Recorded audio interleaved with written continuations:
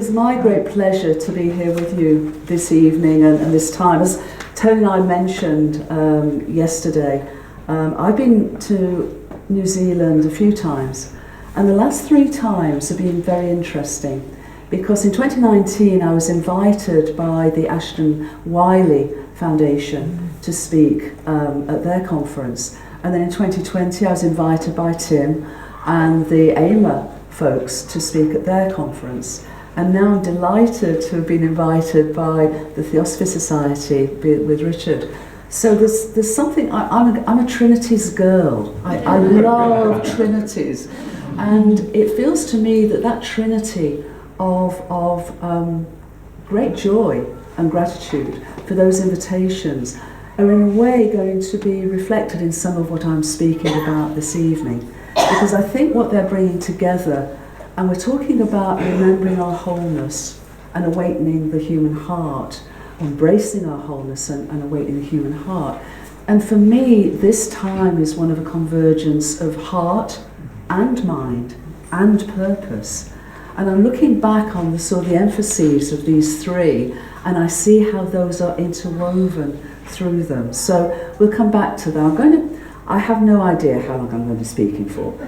Forgive me. I know we've got about 90 minutes together this evening. I want very much to have at least half an hour of questions and answers. What does it mean when we literally remember who we really are and open the possibility and the potential of what we can evolve to become? What does that mean in our everyday lives? We're talking about being in the cosmos. And I mentioned to Shona that I'm the daughter and granddaughter of coal miners, so I'm pretty grounded. But it seems to me that what we're bringing into the potential is what we call a whole world view: act local, feel global, and think cosmic. And so we'll be continuing to explore, and I hope experiencing the possibilities and potential for that, not just this evening, but open the door to that for Sunday morning. So here we go. What Richard didn't say, and I just wanted to mention it because for us it probably doesn't matter, but for a lot of the work I do in terms of transformational change, it does matter, is that I'm also a qualified accountant.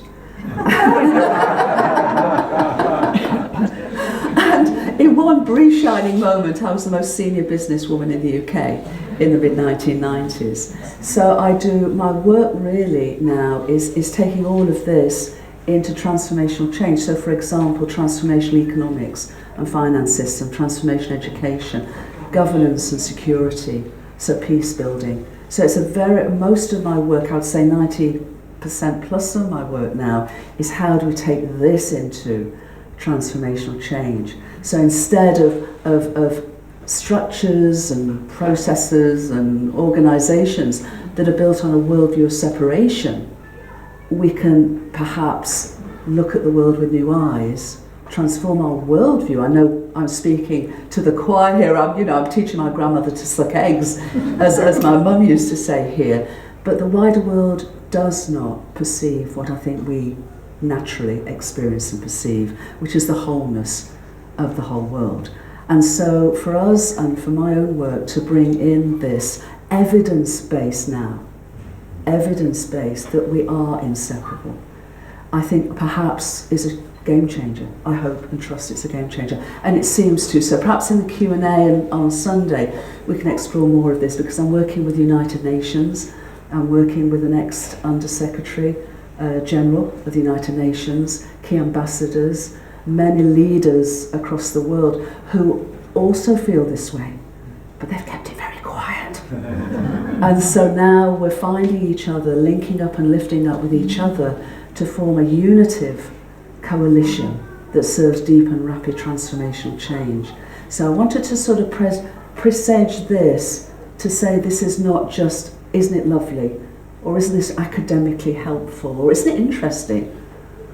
This is vital, because what I'm sharing tonight, as you know, is the truth of our existential reality. And knowing that, change comes through many ways, but one of the greatest predicators of transformational change is a change in worldview. And that's what this, I hope, invites us to move forward into. So can I ask you not to look at this? May I ask you to close your eyes and sit gently and comfortably in your chair? Because this is a question and an invitation. So, closing your eyes and slowing your breath, I invite you to imagine the beginning of our universe. It is black, not the transparent black clarity of a night sky tinged by stars, nor the blackness of squid ink. Black, yet with a hint of blue, but an utter and complete blackness.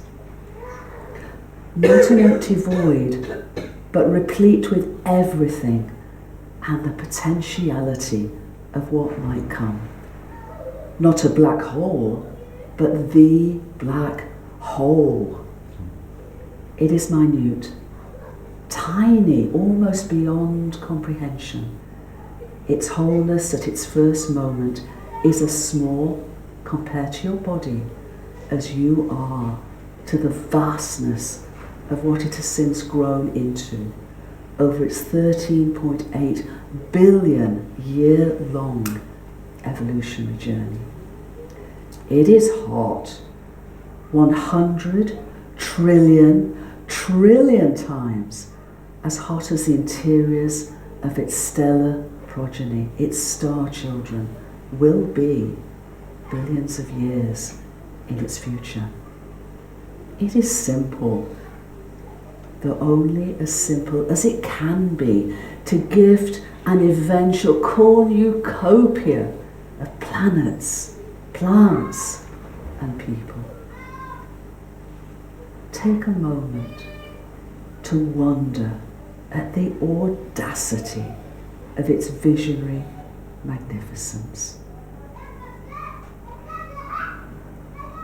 How could the infinite and eternal mind of the cosmos dream the perfect intricacy of such a thought? And why? And when you're ready, I invite you to open your eyes and return into this room, and perhaps to begin to see with emerging new eyes.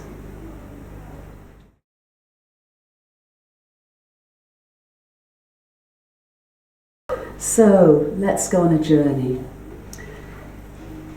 We've started I didn't start as a scientist. I began my life experiencing, as Richard said, multidimensional realms of existence. I started hearing discarnate voices, having out-of-body experiences, and chatting with a whole raft of folks who weren't of this world, certainly not this planetary world, when I was very small. And for me it was the most natural thing. And it's been a lifelong experience, and it's enriched my life dramatically, just as Madame Blavatsky clearly was on her journey. That's been my journey, and many, many others. But in that journey, I was fascinated because what I was experiencing as reality, multidimensional vastness of reality, was not just this wondrous world, and certainly not what I was being taught in school, and not what the folks around me seemed to consider was reality. So I didn't share much about what I was experiencing, but the little that I did, tiny bits that I did, I appreciated that this is different. We're not in Kansas anymore, Dorothy, here.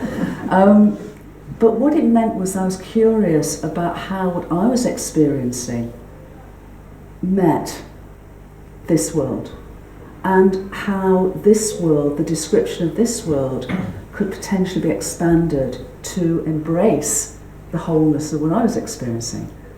Because it didn't do that. It missed out huge, the most important, the most fundamental experiences and understanding that I was having. And in fact, what I did was to start to study Western science, quantum physics, cosmology, from a very, very early age, ridiculously early age. I gave my first lecture on quantum physics when I was 9 years old. As you do. As you do. But the point was that what I was finding and what I was being guided to by my discarnate guides was ancient writings, was universal wisdom teachings, and especially those of ancient India. And recognising the wisdom of the East and the Himalayan wisdom, but the wisdom of ancient Egypt, especially ancient China to some degree, and ancient India, were actually helping me to make sense, deeper sense, embrace the sense of what I was experiencing. And especially ancient India and the Vedas of ancient India, the Upanishads especially, the interpretations of reality. And especially something called the Ishnavaya Upanishad, which talks about what I'm really sharing here, but was written thousands of years ago. So these ancient teachings, as well as indigenous traditions, were far more resonant with what I understood and my experiences. But I knew, even as a kid, that somehow science, as it was part of this and needed to be part of it. And sometime it would find a way of coming home to this deeper wisdom. And I'm really glad to say that nearly 70 years after I began this journey at 4 years old, that is what's happening now. There is this convergence of leading edge science with universal wisdom teachings and indigenous traditions. So this is the story.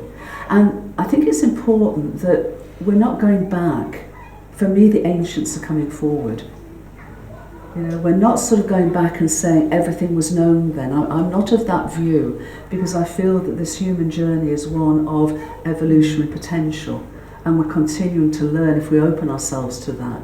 And we're at that pivotal moment that I feel we can take that learning and that experience and that what it means to be human to a whole next level. So by honouring the ancient and universal wisdom teachings, but appreciating that they were incredibly profound, and both and of their time. And so going forward, continue to be open to going forward. And certainly my teachings by my incarnate and primarily discarnate folks have said exactly that. Don't cling on to the past, because the great pioneers, the great teachers would want us to continue to move forward. They would be standing, they are, it seems to me, standing beside us, cheering us on. They're with us. They're not back there somewhere, they're with us. So I just wanted to share and invite that perception, because a lot of what I'm going to share tonight is I hope, inviting us to continue that journey forward.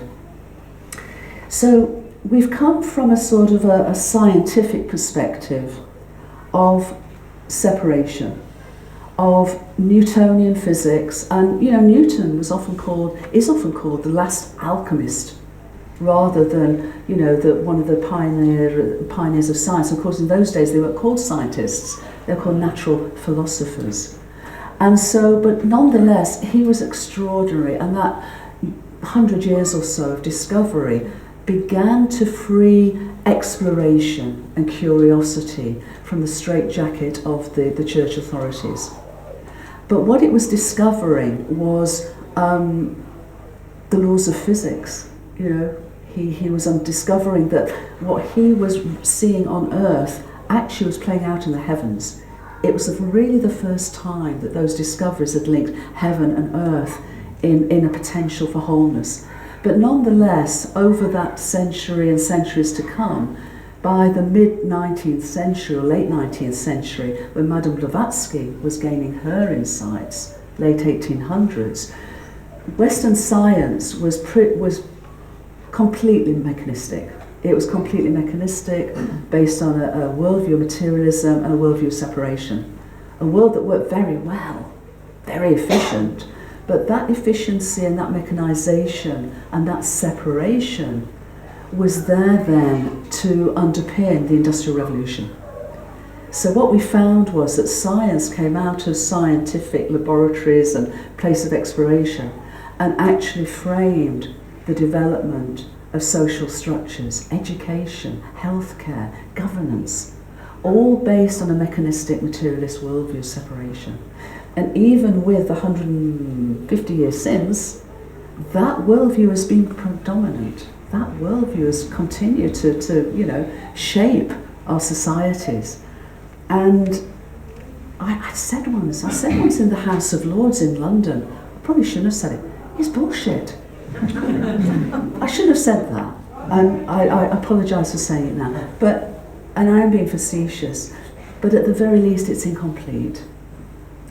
And at the most it's limiting and dangerous, really, because it's actually led us along a way that in terms of physical, our physical environment has improved, our technologies have moved forward enormously, but our worldview stayed in this limited perspective of separation.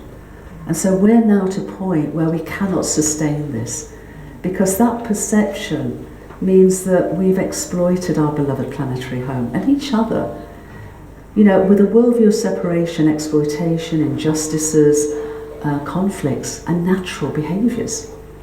With a worldview of wholeness, peace, and choices made of love are the natural behaviours.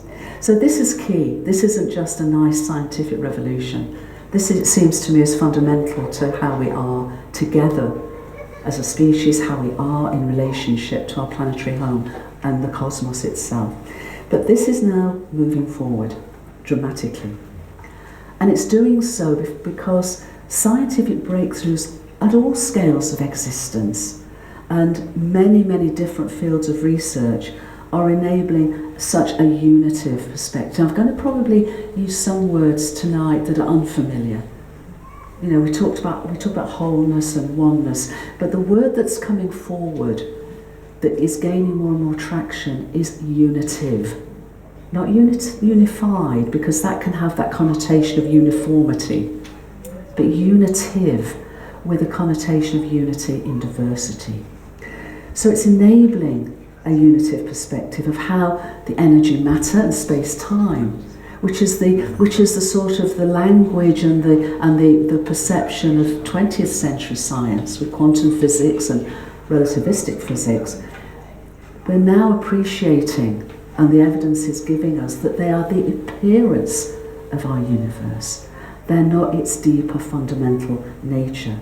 And their appearance emerges from such deeper, non-physical, but crucially, vitally, causative realms of unitive reality.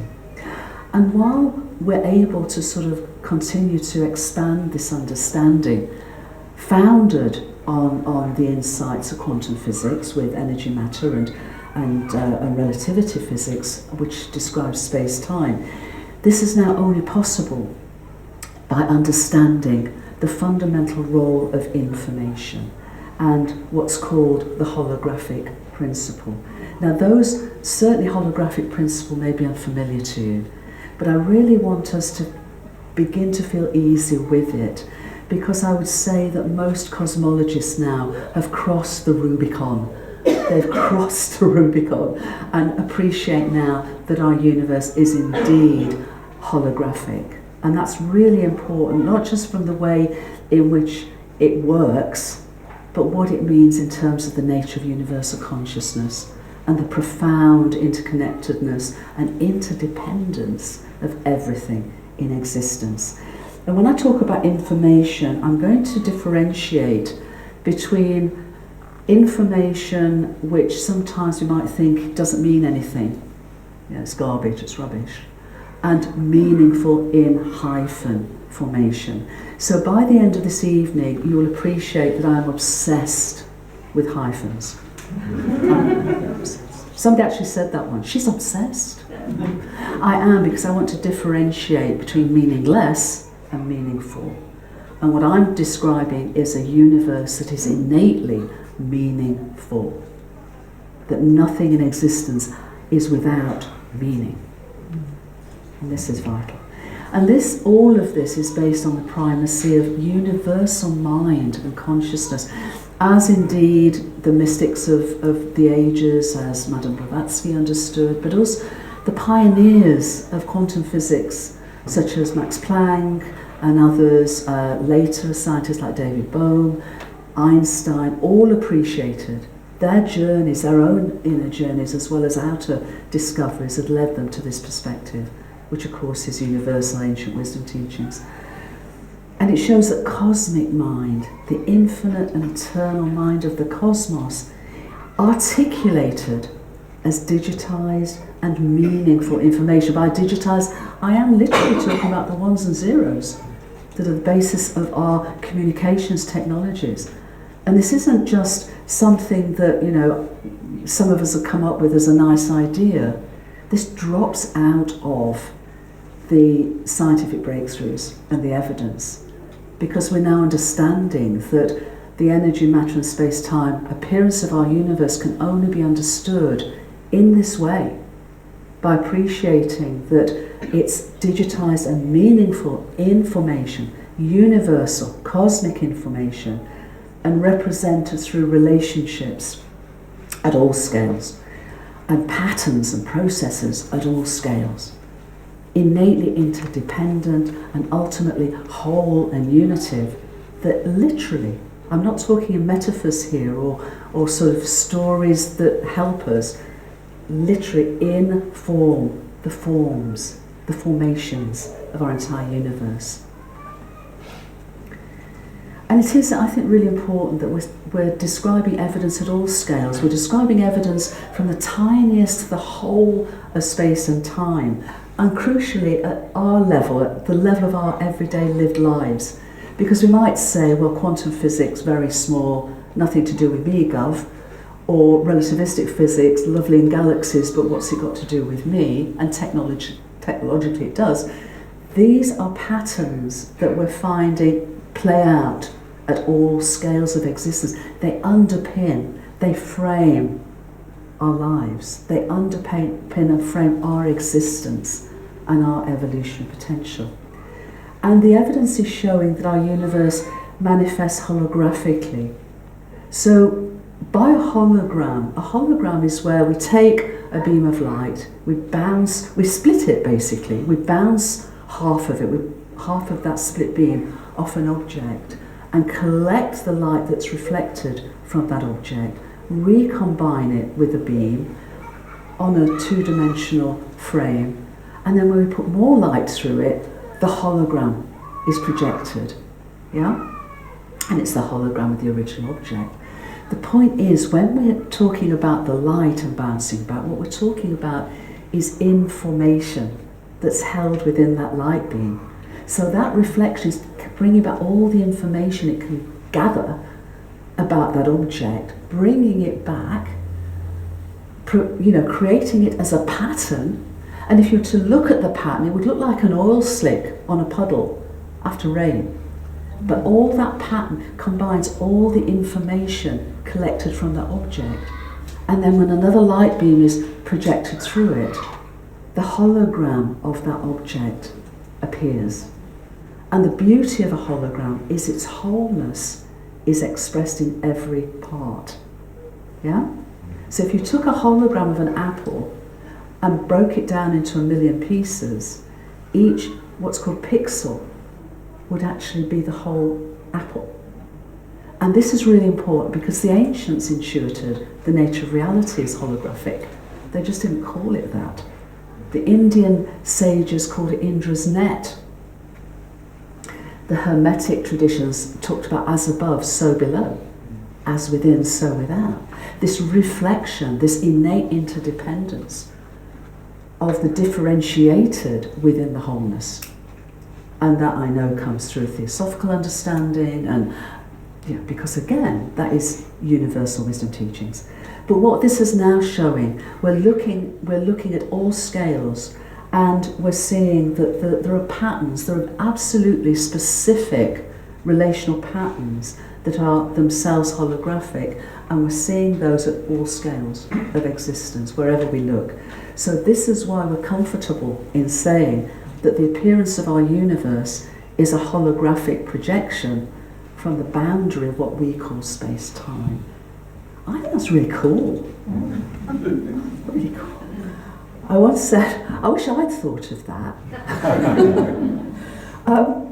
But its appearance, its three-dimensional appearance of space and one dimension of time, so four-dimension appearance of space-time, is literally projected. And it's vitally meaningful information. So all that we are is a holographic projection. How does it feel to be a holographic projection of the cosmos, guys? Do you remember when Star Wars first came out? Do you remember when C-3PO projected Princess Leia? Well, we're all Princess Leia. in reality. And just to finish this point, and it's pixelated, which means its smallest sort of unit of informed scale, yeah?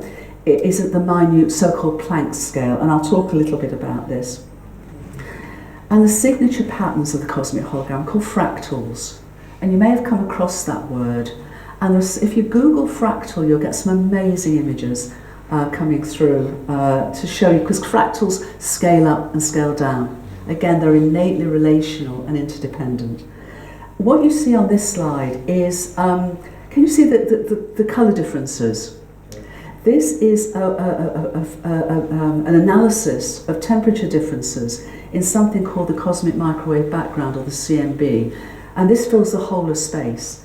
And this emerged about 380,000 years after the beginning of the universe, when it cooled down, space had expanded enough and cooled down enough to become transparent to light. So we get this relic radiation when we're still frozen at that moment, but continuing to expand as space has expanded and time's flowed ever since. So these temperature differences, although to the naked eye they wouldn't look as though they're fractals, when we analyse them mathematically, they embody the fractal patterns that are emblematic of the cosmic hologram. So we're seeing this now across the whole of space and time. So this is the biggest, if you like, scale of which we're seeing the signature of the cosmic hologram. But we're seeing it built up from the Planck scale. And Planck's scale is named after Max Planck, who was one of the great pioneers of quantum physics. And he was one of the guys who said consciousness and mind are primary. Yeah, he really understood this. But what it's showing is underlying the appearance of our universe are these beautiful, can you see this? Oops, hang on a second. Here we go. This pattern here, yeah? This is the pattern called a Lorentz attractor, and it actually underpins weather. It actually underpins weather. So every data point, every information point on this dynamic, always moving pattern enables us to understand the weather. It literally underpins weather patterns. And I'll come back if you want a question about this, because what this allows us to do is almost counterintuitively, it allows us to actually understand the climate more easily than short-term weather, because the patterns tend to balance their way through longer-term climate, but they tend to be more variable on a short-term basis. But they are changing, as we know, so we can come back to this. But the Planck length, the Planck mass, the Planck time, and I haven't put here the Planck temperature or the Planck energy, are measures that actually drop out of the laws of physics. And although we measure them in human terms, whether it's meters or kilograms or temperature or whatever, they drop out in a way that, this is getting very sciencey, I apologise, but it doesn't matter whether we're understanding this here or another species on another planet in another galaxy who's able to understand the nature of our universe in this way. Would measure them in their measures, but the relationships would stay the same. Yeah? And they would still show that these are the fundamental scales of the entirety of the appearance of our universe. And we're seeing such fractal patterns from the scale of atoms to the scale of planetary systems. So we can see fractal patterns in the shapes of mountains, in river systems, in clouds.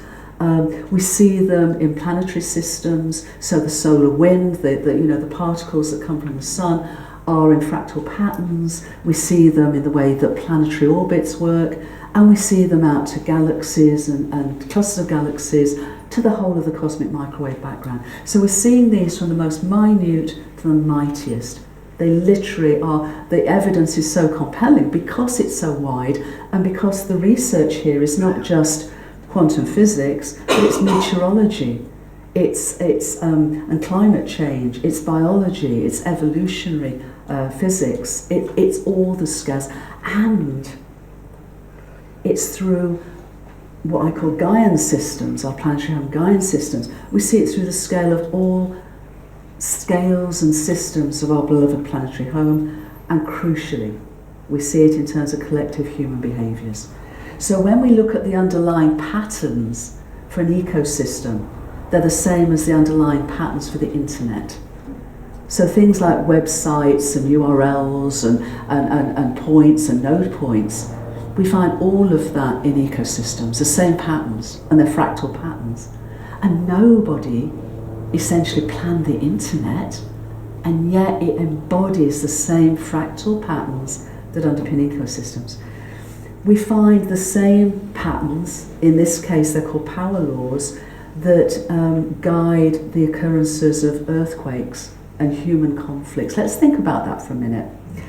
When we look at earthquakes, it's seismologists, volcanologists have realised that it's virtually impossible to predict a specific earthquake. And the reason for that is there's no such thing as an average earthquake.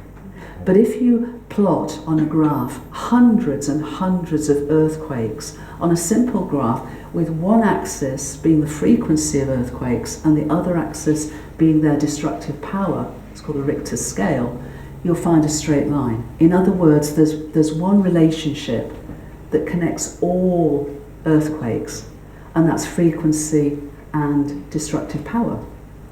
So you can sort of say there's no average, but you can say we understand that. So a big earthquake happens less often than a little earthquake. But that's the true also of conflicts, human conflicts. We've analysed human conflicts going back 300 years, varying from world wars to hissy fits. And when we actually analyse them on the same graph, we see the frequency and, in this case, the destructive power being fatalities being on the same line, whether they're World War I or whether they're insurgent attacks in Iraq and Afghanistan. So it's the same relationship. There's a slightly different pitch of the line, but the relationship is the same, frequency and destructive power. We see the same in the way that the population densities of cities increase is the same as the population densities of galaxies. In cities, it's people. In galaxies, it's stars. But the same patterns. And they're all underpinned by these causative, can you say after me please, holotropic attractor patterns. Holotropic attractor patterns. Can you, when you go to bed tonight, go to sleep like holotropic attractor patterns? Because this is language that I think is going to come more and more into the fore, because this is the new language to understand that we're whole, that we are inseparable from each other. And these underpinning patterns are meaningful information. Crucially, in 2018, scientists showed what's called universal non-locality. Now, this is the point that our universe is inseparable. This was a prediction coming out of quantum physics, that for quantum physics to work at all, quantum behaviour wasn't just limited to the scale, quantum scale, that tiny, tiny subatomic quantum scale, that underlying that, our entire universe has to be whole. It has to be unitive, so that it understands itself, it experiences itself in its wholeness, even though within space-time, and it's a both and, it's not an either-or, and the either-or conundrum has flummoxed scientists for 120 years. And it's only now that there's a realisation it's both and. And you can only have the both and if our universe is both a cosmic hologram, if you remember earlier, where its wholeness is expressed in all its parts, where within space-time, the appearance of space-time, there is a signalling limit. that is the finite speed of light, which means that there's an arrow of time, that means there's causation within space-time. And our entire universe exists and evolves as a unitive entity. And that was shown at literally cosmological scales in 2018, when scientists very cleverly, what's called universally entangled, they showed this inseparability between photons of light in the lab, starlight from 600 light years away, and the whole, what's called an avalanche of entanglement from the light from a very active galactic centre called a quasar, 12.2 billion light years away. That light left that quasar 12.2 billion years ago, and it was able to be captured in the laboratory and linked with starlight and linked with those lab photons to show the universe itself is whole. And it's so compelling that in 2022 the Nobel Prize for Physics was given to 3 researchers that have been exploring this for decades. And the point is, the Nobel Prize for Physics is only given for settled science. If there's any dispute, if there's any contention, it's not given. So this now, you'll not see a scientist, a cosmologist now talking about separation. The words that's coming through is interconnectedness at all scales. And that's an ongoing journey, because we're talking more than interconnectedness, we're talking about interdependence. And we're talking more about than interdependence. We're talking about both the meaningful existence of wholeness, but also an evolutionary impulse that's flowing through the universe. And there are scientists now that are coming forward and saying, they hate it, most of them. They really are having a problem. But if you're a good scientist, you follow the evidence wherever it leads. And this is where the evidence is leading, that our universe doesn't just meaningfully exist, it purposefully evolves. So it began, again, not in the implied chaos of a Big Bang. How many people at school were taught that our universe began as a Big Bang? Most of you, if you remember the science of it. And I'm not saying that it didn't begin. I mean, it was Fred Hoyle that coined the term Big Bang when there were 2 competing theories of our universe. One was that it was infinite and had always been here, and the other was that it began at some point in the past. And the evidence was moving more and more and more and more to it began sometime in the past. And we now, the best view we have is 13.8 billion years ago. And he talked about a Big Bang. He knew it wasn't big, because everything showed that it got smaller and smaller and smaller as it went back. So it began in a very minute state. That is absolute agreed. The big difference is it did not begin in implied chaos. It began as an extremely fine-tuned, beautiful, simplest and first moment, what I call a big breath. And I call it that for a number of reasons. One, because it really brings that sense of this big breath of our universe breathing through our little breaths. It's a very intimate relationship with ourselves and the universe. And also it's ongoing. As space has continued to expand and time's flowed forward, that big breath continues. And also, of course, it pertains back to ancient wisdom. In ancient India, the universe is the out-breath of Brahma. But this is, again, based on evidence. Not chaos, but absolute, beautiful, exquisitely fine-tuned, and again, interdependent interrelationship, which enabled our universe to be as it is. So space has expanded ever since, you see here, and time flowed forward from past to present and continue to unfold into the future. The holographic, think of the sort of the holographic as this boundary that's then projecting into what we call space-time and the energy matter of our universe. So what it's enabled is our universe both to exist and evolve as a unitive entity. And meaningful information, I'm going back to my hyphen, I'm going back to my meaningful, because there is nothing that is not meaningful in this understanding and story. So meaningful information to cause and underpin and enable the appearance of our universe is expressed in complementary ways as quantized energy matter and non-quantized space-time. So as quantized energy matter is conserved throughout the whole universe, its life cycle, it changes its form, but it neither is created nor it is destroyed. That is fundamental to the understanding of the laws of physics, laws of thermodynamics, and all the rest of it. That enables our universe to exist, but we need something else in addition to enable our universe to evolve. And this goes very sciencey into laws of thermodynamics, which I'm not going to do. But the key thing is that we need the both and again. So meaningful information is also expressed in a complementary way as what I call entropic space-time. And that's an emerging understanding of entropy as the microstates of a system, energetic microstates of a system, to the informational content of a system. So just think of, as our universe grows, space expands, time flows, with every moment as space has expanded and time flowed, there's more and more information being able to held on that holographic boundary that's then able to be experienced within our universe. So as the information has increased, that has enabled our universe to evolve from simplicity to complexity. Because with each moment of the Planck scale moment, as space has expanded, the holographic boundary can actually embed more and more information and then projected as the appearance of our universe. That enables our universe to evolve. That is crucial. This is real pioneering stuff.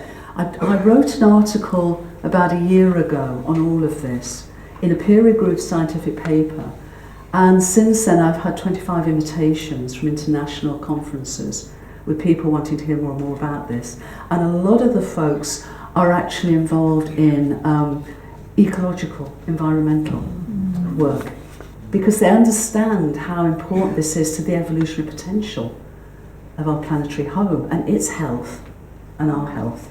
So this is these I know are unfamiliar points, and we can go more into them if people want to in Q&A on Sunday, but just to say that this is the direction of travel.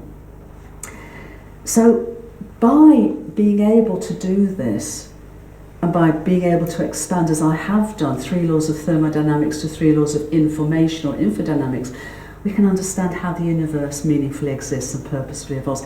It is straightforward. We don't need another equation, we just need to see with new eyes. And it all hangs together really straightforwardly. But by doing so, our universe embodies an innate evolutionary impulse. And this is what it's brought us over 13.8 billion years to individuated self-awareness that is sitting on these seats in this room. It exists to evolve. I want to just go now through the beauty of this story very briefly, and we'll come back to it on Sunday. But we now know that our universe, when it began, was so hot, it wasn't transparent to light, but it was transparent to sound. So when we talk about an Om, this primordial Om, our universe literally began with a primordial Om. And our universe's Om lasted 380,000 years until space has expanded and cooled enough to become transparent to light and that cosmic microwave background. Hundreds of millions of years later, that Om had begun to shepherd the earliest material into what would become stars, and very early on black holes and galaxies, and then through a whole process of generations of stars and something called stellar nucleosynthesis, became that incredible evolutionary journey from hydrogen and helium to all of the natural elements. And it's a beautiful story in itself, because as stars, certainly massive stars, came to the end of their lives, instead of becoming embers, they exploded into supernova. And when they explode, all of those elemental nutrients are gifted to the interstellar medium.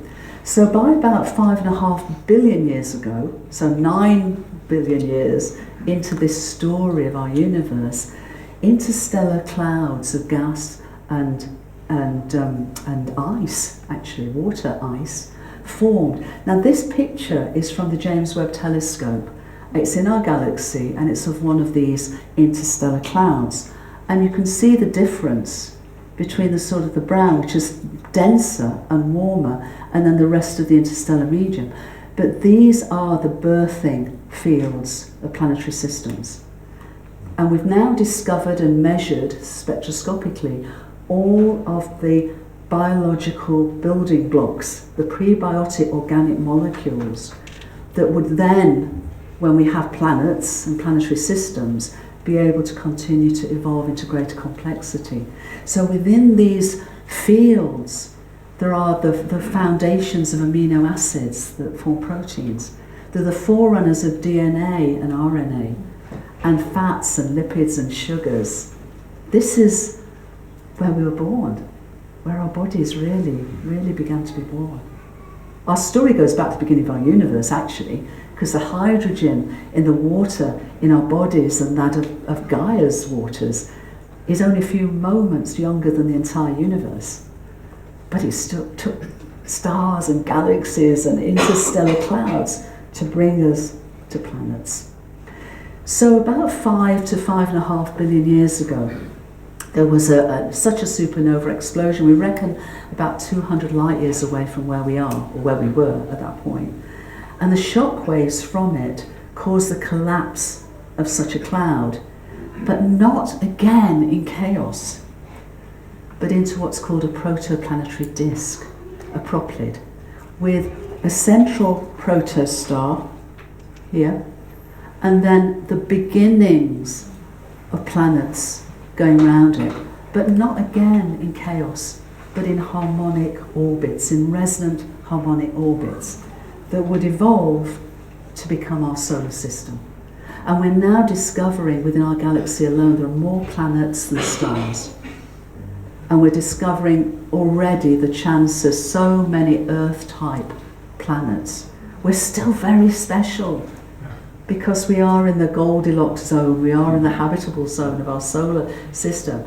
But life seems, biological life, and for me our entire universe is living, but biological life of a living universe will find a way. So we're in the habitable zone, just right, not too hot, not too cold, the Goldilocks zone. And we're a water planet.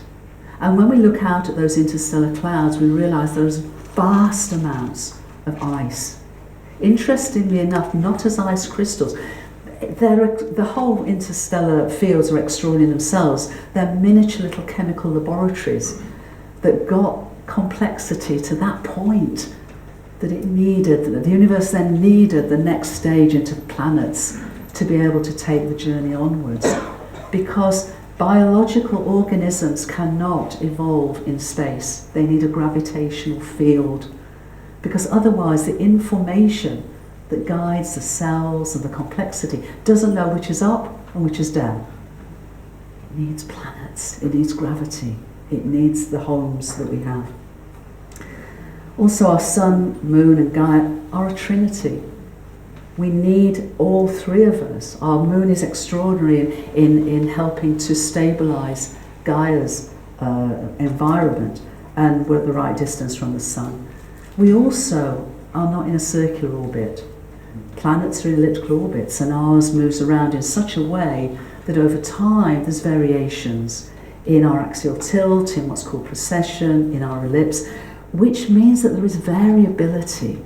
What this means is evolution has its most abundant opportunity to continue with all of the niches, with the ice ages and the warm periods and all the other. Yeah, our planet is so dynamic, and its dynamism is the parent, really, is the ability of the complexity to develop. And our planetary home Gaia does so, not just in terms of the biosphere, the biological organisations, but as a completely interdependent, what I call Gaiosphere. her rocks, her minerals, her waters, her atmosphere, her biological children. We all are part of a planetary home that is of itself, that she of itself, it of itself, is sentient, as part of a living, evolving, and I would argue, loving universe.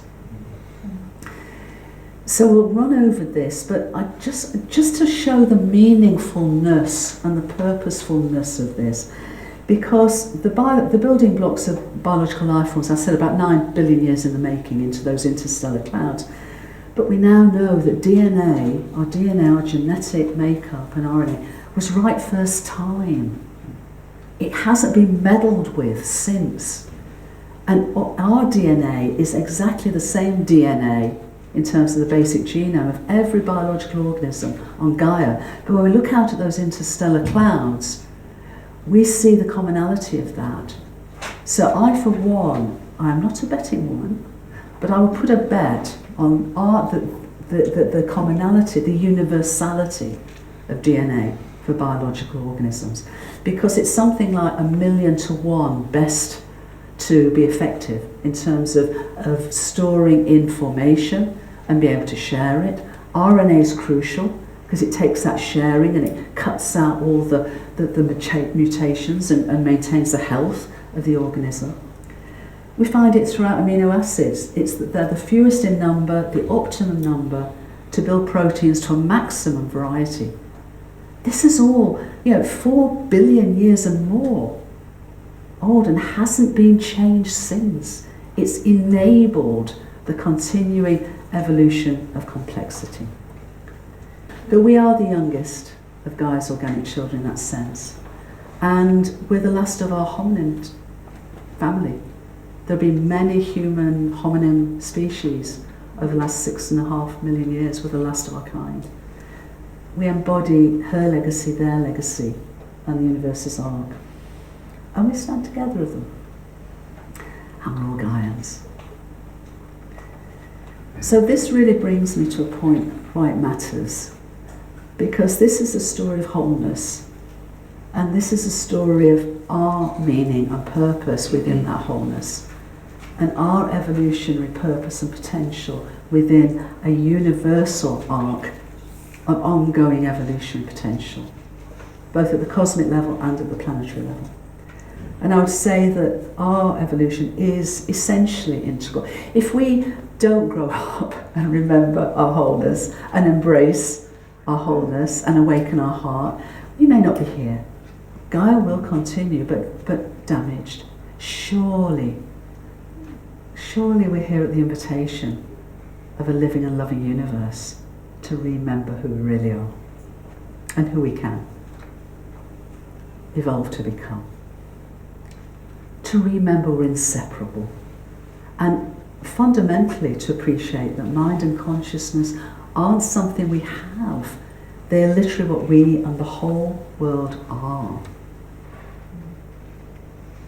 They embody existential meaning and evolutionary purpose. And this brings me back to universal wisdom teachings, because they've guided our paths for millennia. I talk about the way of the sage, the way of understanding, the way of the mind, whether it be sacred geometry or quantum physics, the way of the shaman, the experiencing the web of life and the heart-centeredness of that relationship, and the seer, the mystic, the revelatory, the embodiment and the purpose of who we are and who we can become. So with the sage, there are many, many examples, and these are just examples. But what I think we have, we do have now, is an extraordinary opportunity with whatever our own unique curiosity is about to actually, dive into this wisdom, whether it is of Sumerian or Vedic tradition or any of them or all of them or more of them, both to take our own path into that discovery, but also to appreciate the commonalities and the differences, but the commonalities that are fundamental. The way of the shaman, again, indigenous traditions and many, many others. And the way of the seer, and I would include theosophy within this.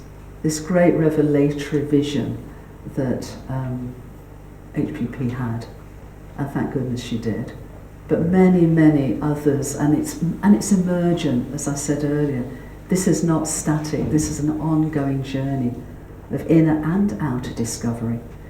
But I think what is key in terms of universal wisdom teachings is they all seek meaning and purpose for our existence.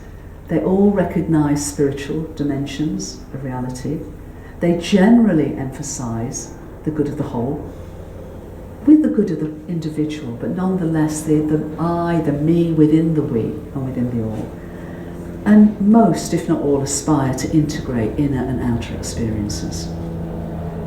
But none, and this is what I mean by not going back, but taking all of this wisdom and moving it forward with the convergence with science, none were informed by those discoveries of the 20th century or the 21st century, because the information holographic principle, what I'm bringing in now, is literally the last 10 years and ongoing, nor the evolutionary biology. And what I'm talking about as an evolutionary cosmologist is I talk to a lot of folks in these sort of evolutionary biological conclaves, and they are really excited by this because it's actually showing them what they're discovering. It's making sense of what they're discovering. So when you have a researcher like Michael Lewin, who, and I don't condone cutting off worms' heads, but you know, when they grow again and they have the memory, they hold the memory. We're finding that even in a metamorphosis where a caterpillar essentially pretty much dissolves into a nutrient soup and then re-emerges as a butterfly, there is memory held. So the information, and also the information is a template, it's the bodily template, it's the energetic bodily template. So every science is moving into understanding that information, meaningful information, is more fundamental. And the cosmologists are sort of, because we want to understand the whole universe, are absolutely understanding the holographic principle is foundational to how it manifests. And my work sort of brings it all together and then puts a cherry on top of it in some ways. But integrating, and I spell it this way because it is more than the sum of its parts, these three paths, is a beautiful way now of us exploring to the extent for each of us we want to, this wholeness and awakening our hearts. And it also invites us to do so in what I refer to as the divine unity of what I call the universal heart. I talk about not just the universe now, but the universe soul. And I know that the teachings of Madame Blavatsky talk about the soul of souls.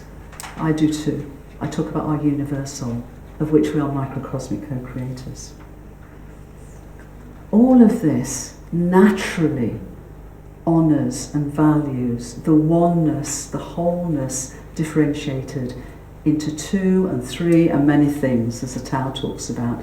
So the universal principles and complementarities of yin, of feminine, and yang, and masculine, and to really bring those into, because, you know, going back to what I was saying about the mechanistic worldview, that's very masculine, that's very yang.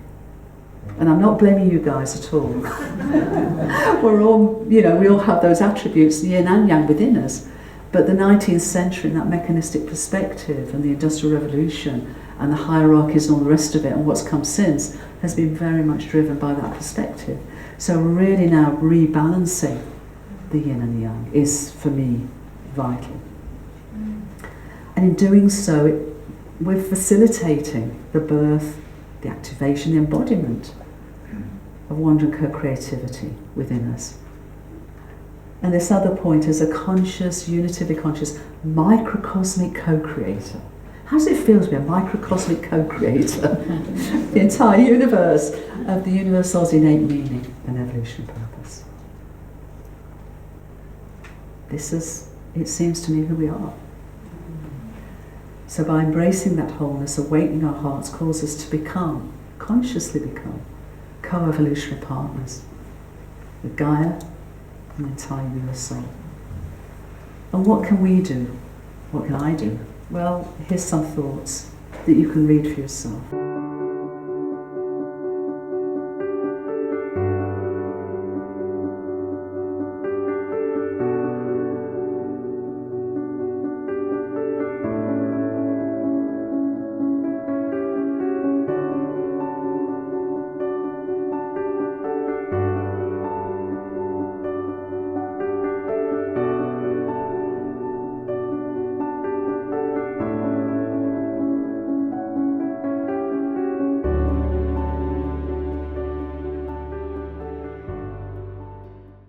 One point I do want to make just here is that we are innately multidimensional beings, and we naturally embody supernormal attributes, whether it's our intuition as our superpower or whether it's our abilities to experience what is more and more coming to be known as supernormal phenomena, whether it's telepathy, precognition, remote viewing, whatever it may be. We're literally like 3-year-old kids. And the school gates are open, and we're being invited in to learn. And to finish with a couple of slides, just that, you know, where we are at the moment is now often being called a meta-crisis, and I'm not suggesting it isn't. But what we can do, perhaps, is reframe it to a metamorphosis. Because in a metamorphosis, you know, when a caterpillar has eaten all it can eat, and goes into a chrysalis, and its body dissolves, but its memories to some degree stay, and its vital functions remain. It emerges as a butterfly, and in that emergence and in that process, it literally comes to see the world with new eyes. A caterpillar, most caterpillars have 12 eyes, but they're very simple eyes, usually 6 either side of the head, so 6 either side of the head. They sort of see up, down, a little bit here, a little bit there, enough to eat, basically, enough to find food, enough to eat.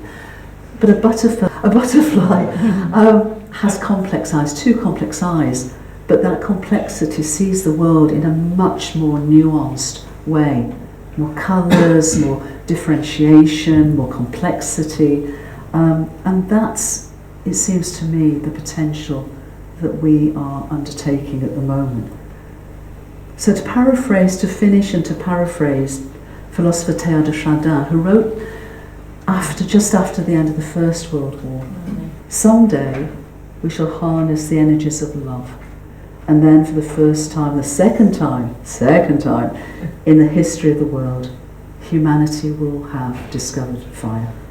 I would suggest that someday is here and now, and as a species, and for the first time, we can, as a species, we can remember who we really are and who we can consciously evolve to become.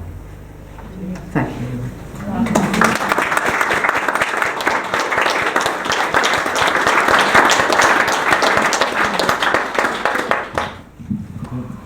Thank you, Jude. That was amazing. I think we've got some time set aside for questions. Yeah.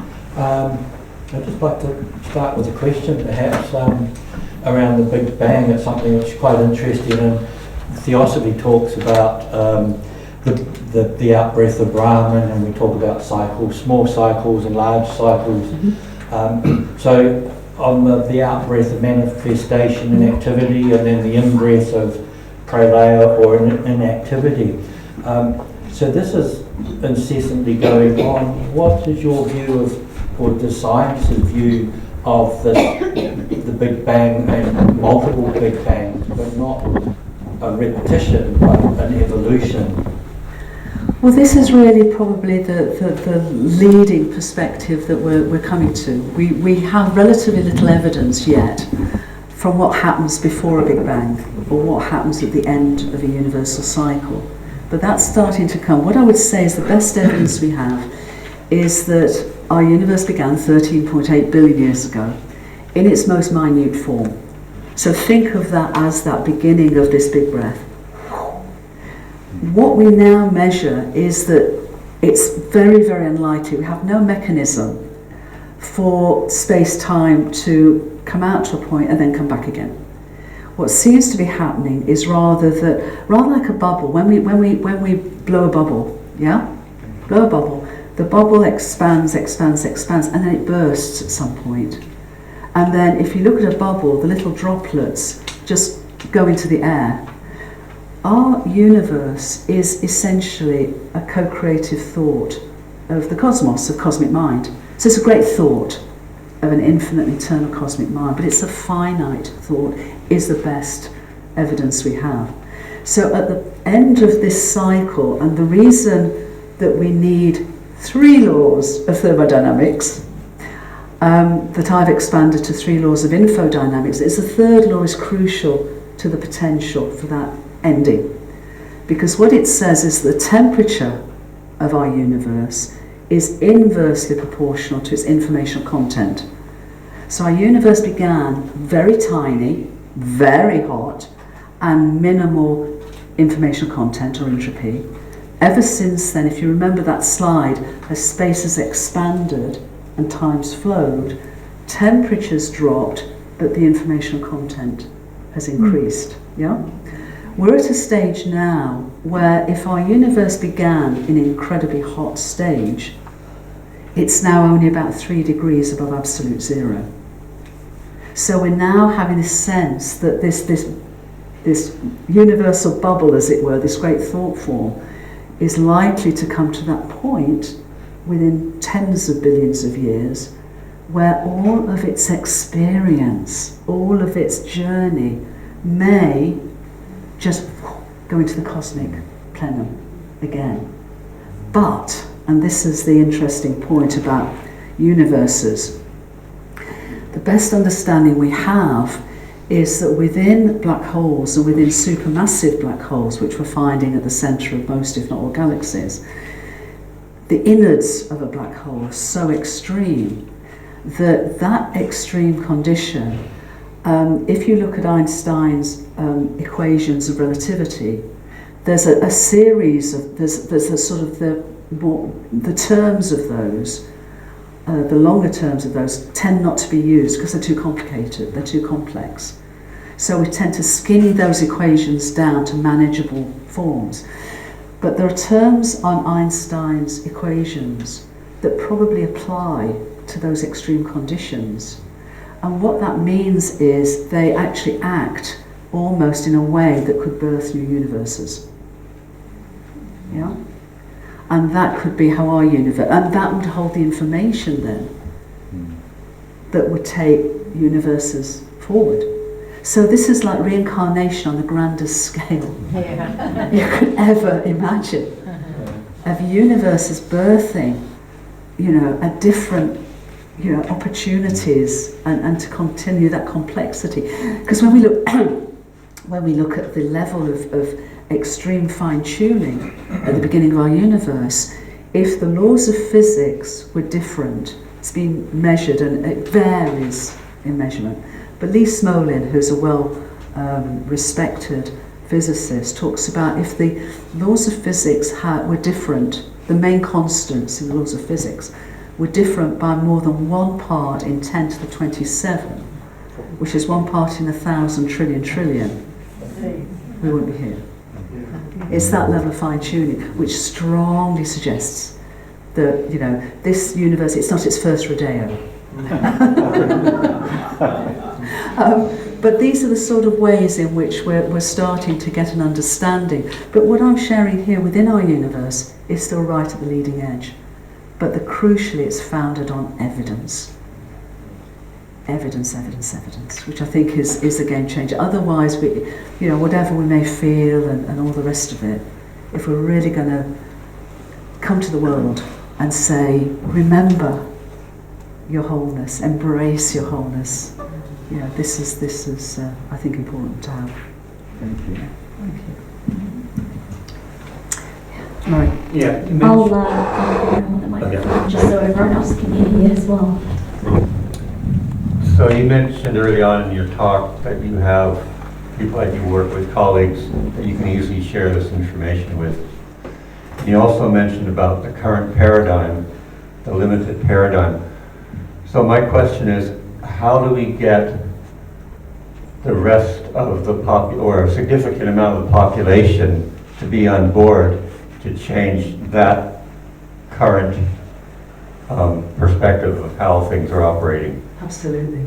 Thanks, Mary. And that was what I was starting to refer to early on.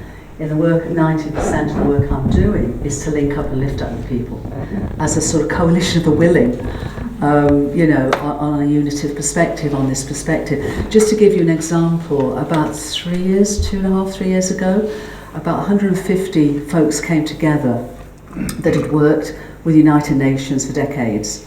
And with this understanding of wholeness, some of them went to faith folks, but in many parts of the United Nations, but senior levels. And they were very frustrated because they realised that these, what's called the Sustainable Development Goals, which was signed off by 190 plus countries, to try and improve the situation in the world with lots of goals, as they're called, were coming from worldview separation. And so in themselves they were siloed. They were well-intentioned, but they were siloed. They were coming from that perspective. And the realisation was that they would not be able to be implemented effectively to the extent they need to be, and in time that they need to be, from that perspective, from that underpinning and framing. So the first thing, and I was one of those folks, and I belonged to a group called the Evolutionary Leaders Circle. So we convened some gatherings online, as it was, and what came out was the need for a narrative, a new narrative, because we're storytellers. We share narratives, and going back to the universal wisdom teachings, they're narratives of meaning and purpose, inner and outer. And our current narrative doesn't have that. It even doesn't have a narrative that includes love or consciousness or any of it. So the perspective was we needed a new narrative. And so we came up with one called a unitive narrative. It's not the unitive narrative, but it's a unitive narrative. And now that went on to the what's called the SDG Thought Leaders website. A year later, a group of those folks went to the United Nations and said, we would like to come together to form a cluster of NGOs, of non-governmental organisations, coming from this perspective. And it was the first time in 75 years that had happened. And so a year or more ago, the United Nations formally adopted this coalition as a unitive cluster, and therefore we're in the room and we have ability to inform policy and discussions and all the rest of it. That went on another year, this last year, and in September of last year at the United Nations in New York City was what's called the Summit of the Future. And in that year, the Director General of the UN called for deep and rapid transformation as the only way that anything could really change. And so we came together in a much bigger coalition, hundreds of folks coming from this perspective of a unitive worldview and a unitive narrative, to say how can we then take this, not just conversation forward, but interventions forward and capacity building forward. And we met just before the Summit of the Future in New York. And coming from that is the next phase of this rollout with thousands of change makers across many different fields of work and transformational change, both for the Summit of the Future, which is ongoing, and a Pact for the Future. And although we're aligned with the UN, we're not joined at the hip. And if they can't move fast enough, we're not going to wait for them to catch up. We're with them. We're working with many ambassadors now. We're hopefully working with the government of Iceland and Costa Rica and New Zealand this year and bringing all of this into their policy making. We're working with people like the Wellbeing Economy Alliance, in terms of bringing a unitive underpinning to what they do. I'm working with leading edge regenerative economists such as John Fullerton and others, many others, to bring this into a unitive economics. I'm working with many global, we're working with many global educators who appreciate that this has to be in education at all scales. I'm working now with King Charles and King's Foundation to to bring this into really practical ways of transforming education. And I'm working with senior peacemakers to say, how can this help us to remember how to be good ancestors to future generations, to support peace? So those are just a few bits and pieces. Yeah. But, you know, just to say that this is like at the core, this is like the seed and the core that then can play out and underpin and frame. And on Sunday I'll show you a short film that we've done, which has gained a lot of traction, and it's free. It's free to share, it's free to use. It's in 18 languages from Arabic to Ukrainian, to be used in whatever way folks want to as part of this, you know, embracing wholeness and awakening our human heart. The Theosophical Society brings a unique perspective to the process of evolution. Underpinning it, of course, is a strong moral development, and I see some of that coming through your discussion. Would you like to elaborate a little bit more? On the moral thread, I feel it's crucial, vital, because I talk about our universe not just being meaningfully existing, purposely evolving. I talk about a living and loving universe. And a loving universe is essentially a moral universe. It's a universe of right relationship and interdependence. And so in that regard, our ever, you know, individuated self-awareness and this journey from me to include we and to include all, which I think this really underpins and frames and invites and empowers, and I hope inspires, is to that moral arc of realising that we are literally inseparable. This is a lot of the work that I'm doing with a wonderful gentleman called Youssef Mahmoud, who is an ex-Under-Secretary General of the UN and is now a senior advisor to the International Peace Foundation, of how to be a good ancestor. And that moral aspect of that is vital. It's how do we love each other? How do we choose love? How do we choose truth with each other? Yeah.